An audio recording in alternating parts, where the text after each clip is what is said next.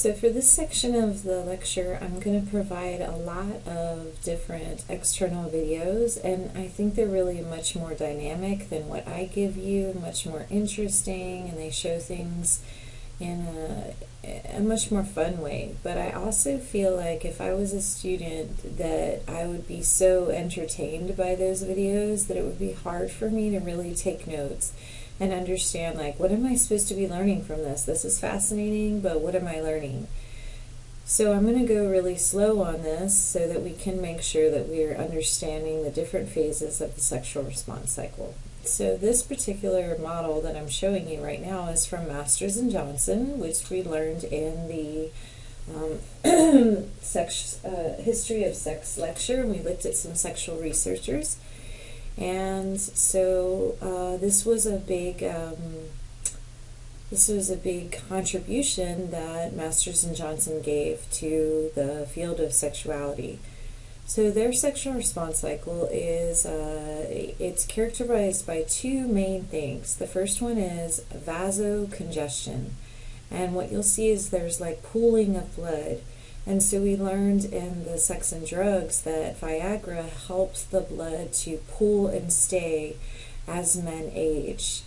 You know what, I think that I didn't talk about that. I don't recommend young men trying to use the Viagra or something like that, because honestly, I don't think that what women really want is long periods of time of thrusting. In the gay community, if you're with a same-sex partner, maybe things are a little different, I'm not sure, but I would say from a woman's point of view, long time thrusting is not what she wants. Usually she's going to get sore from that, the friction. What she wants is like more foreplay, more diversity. The bang, bang, bang, bang, bang for long periods of time, I don't think that's what she's looking for. So why would you need Viagra as a young man to last longer? When we do sexual dysfunction, maybe we can look at some other things that might be going on. Okay, so vasocongestion is pooling of the blood, and myotonia is muscle tension. So you'll see that this entire sexual response cycle is kind of characterized by these two main characteristics: pooling of the blood and muscle tension. So we're going to go over 4 phases, and the 4 phases are going to be arousal, and you'll see that's the start of the muscle tension, the start of the pooling, then the plateau, it's building, the vasocongestion and myotonia is building, then orgasm, you're going to see that these start to release, and then resolution is when they slowly go away. So you can kind of think of it in those terms. Okay, so I don't expect you to know each and every one of these, but I do think that I will probably ask stuff on the test like, when does this happen? When does this happen? What phase is this? But I think a lot of you, this isn't going to be difficult for you to learn, because we've already gone over it like a little bit, okay? So the male excitement, the penis fills with blood, there's the vasocongestion, the testes increase in size, we talked about that they grow to about 1.5 times their size, and then we talked about that they begin their elevation, and we know that the closer and closer that a man gets to orgasm, the closer to his body they pull up and they spread apart. The scrotal skin tenses and thickens, and the nipples become erect. Okay, so for female sexual arousal, the clitoris fills with blood, it becomes larger and erect. The labia majora flattens and separates from the vaginal entrance. So if we were in class, I would be doing this with my hands as I stand up front and I show that, like, when the labia actually flattens, it kind of opens up like a curtain. And it says, hello, welcome, come in. And the vaginal lubrication starts within 15 seconds of sexual stimulation. So what vaginal lubrication is actually sweat from the vagina walls, which I thought that was such an interesting thing to learn when I learned this. I thought it was some kind of secretion from somewhere, but it's actually sweat coming from the vaginal walls. So when the myotonia starts, they start to sweat, and that's what lubrication is. And so I feel like younger women would not need to use lubricant. I know that some of you do use lubricant, but I think that if a woman is adequately aroused, then she shouldn't need to use lubricant. However, if you have some kind of something and you feel the need to use it, sure, definitely, absolutely. But men who are with women, if she's not wet down there, maybe you should figure out, like what's going on. Does she need more foreplay? Don't expect her to just be instantaneously ready. Take time with her, all over body touching, kissing, foreplay, so that when so that she's completely ready for you. Okay, inner 2/3 of the vagina lengthens. So what happens is your vagina's kind of short. So you think of the vagina kind of like, if you wanted to visualize something, kind of like the penis. Like the penis, when it's not aroused, it's shorter. And then when it gets aroused, it gets longer. So that's what happens with the vagina, is actually the uterus pulls up. And when it pulls up into closer to her abdominal cavity, then it lengthens the vagina. So it gives more room there. So it says the inner 2/3 of the vagina lengthens and expands. The uterus increases in size and elevates in the pelvic cavity, and breasts enlarge, and blood vessels become more prominent, nipples become erect. So supposedly your breasts enlarge an entire cup size. Woohoo! Okay. Alright, so there's some pictures. Let's go to Plateau. So in Plateau, the myotonia and vasocongestion is building, okay, and so you'll see some changes because of this buildup of myotonia and vasocongestion. So the coronal ridge, you guys should know what the corona is now because we learned that, increases in diameter and turns a deeper reddish purple.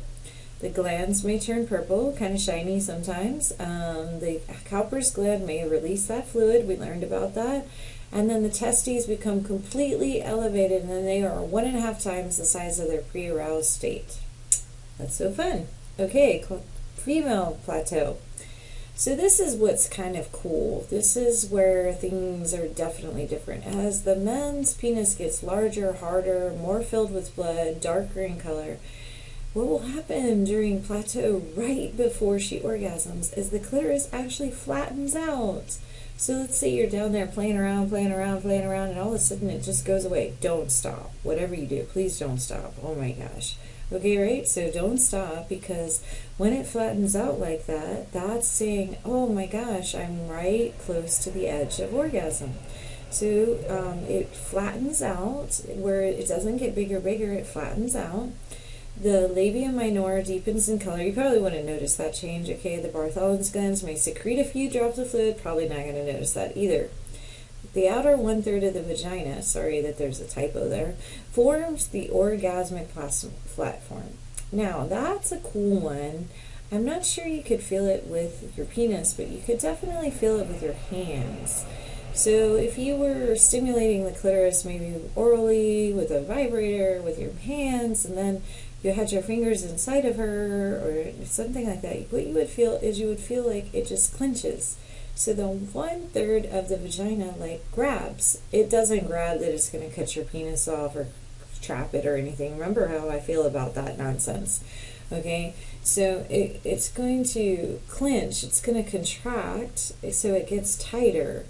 And so the two main signs that a woman is going to orgasm is the clitoris becomes flat, and the orgasmic platform, that's the first third of the vagina, clenches. That's so cool, right?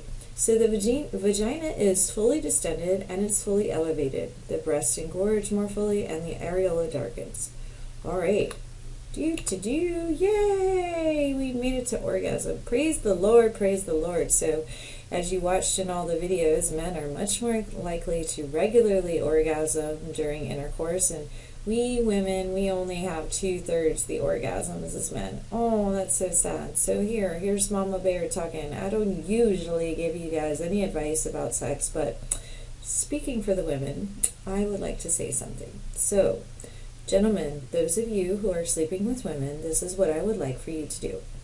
I think it is your responsibility that each and every time that she has sex with you, you need to ask her, hey, are you good? what can we do? Can we get you off? Because remember, let's talk about this. Only 30% of women can have an orgasm through penetration alone.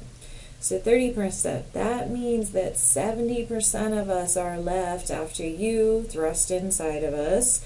La la la.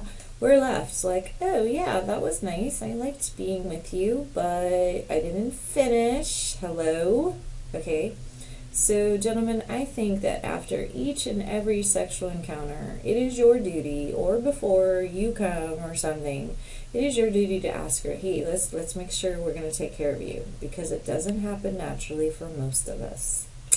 Okay, so there's my mama bear talk for you guys. Hopefully you're listening. I don't know. Okay, so I'll talk a little bit more about the female orgasm for a moment. So, the female orgasm is more elusive than the male orgasm, which is why I felt the need to make that statement there. There's an orgasmic continuum. So there's some lucky ladies that there's approximately 10% of women that say that they can orgasm from fantasy and from nipple stimulation alone. By the way, nipple stimulation is really important for both males and females because it releases the hormone oxytocin. And oxytocin is it's the hormone that's involved in orgasm. So I think you know what, I do agree that oral sex on both males and females, it can get tiring, it can get exhausting, right? But what the goal is a lot of times of oral sex is to bring someone to orgasm. And so I feel like if you would stimulate the nipples, engage in more foreplay, you build up the oxytocin so that the level is higher, so you have less work to do down there. It's just something to think about. Okay, so 10% of women can orgasm from thoughts or from nipple stimulation. Then as we move up the continuum, we've got 30% of women can orgasm from thrusting alone. Look, I told you guys that each one of us is built differently. So where our clitoris is situated, there's probably other just nerve factors, probably the way our vagina is made. Some of us just have a rough time through penetration alone. Okay, right? So we've got 10% are really orgasmic. You lucky ladies, you're so lucky, right? You can just think about an orgasm, nipple stimulation, right?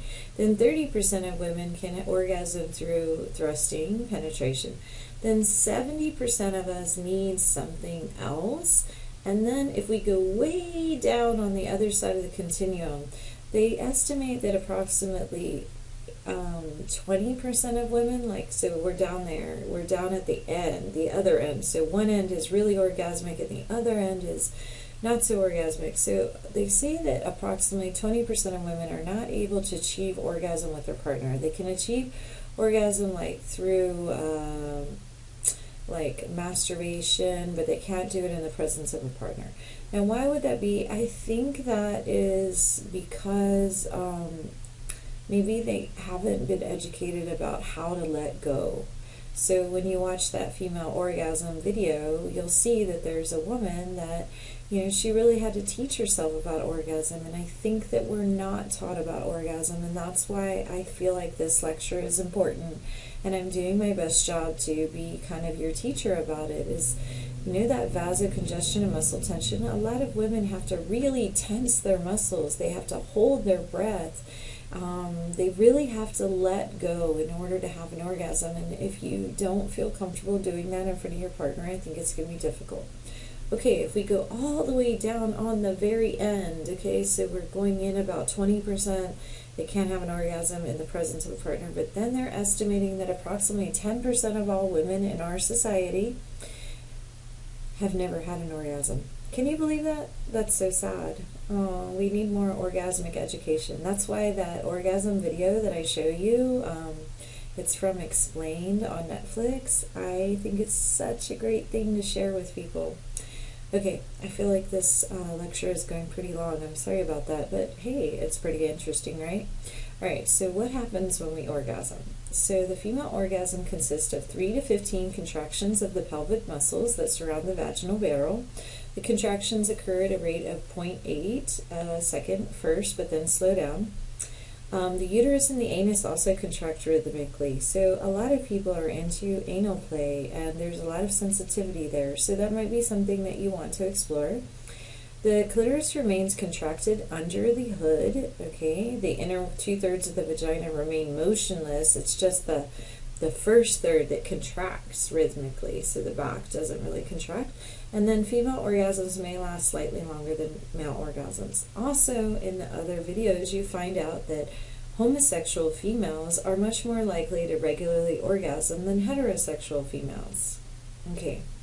Let's go to the male orgasm. Okay, so there's 2 phases of the male orgasm, and I would like to feel this just one time. I want to be a man for a day to feel this, but I think that it would be similar to breastfeeding.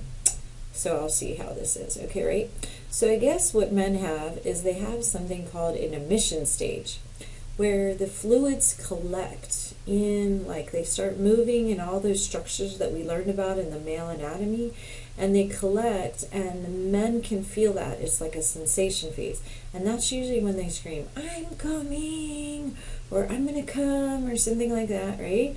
Is because they feel that, and then at that point the ejaculation comes out. So first the emission is you feel the collection, and then the expulsion is you release. So how do I relate that to breastfeeding? So when you breastfeed, what happens is you feel your milk come down. You feel it like filling in your breast, and then it'll eventually be released when the baby latches on. So I'm gonna guess that it's kind of a sensation similar like that. But mine was tingly, so I don't think men really have a tingly. I don't know if they can explain it to me what it feels like. Okay, but anyway, contractions of the urethra propel the semen out of the body. The first 3 or 4 contractions are the most intense, and they occur at 0.8 of a second. Sorry for the spelling error. 5 contractions for 4 seconds. Okay, slightly slower. The anus also contracts. So they say that female orgasms might be slightly longer than male orgasms, but when males and females write down their experiences of an orgasm, you usually cannot tell the difference if it's a male or a female. We describe them pretty much the same, and also the only way that we can usually tell is by the language that's used.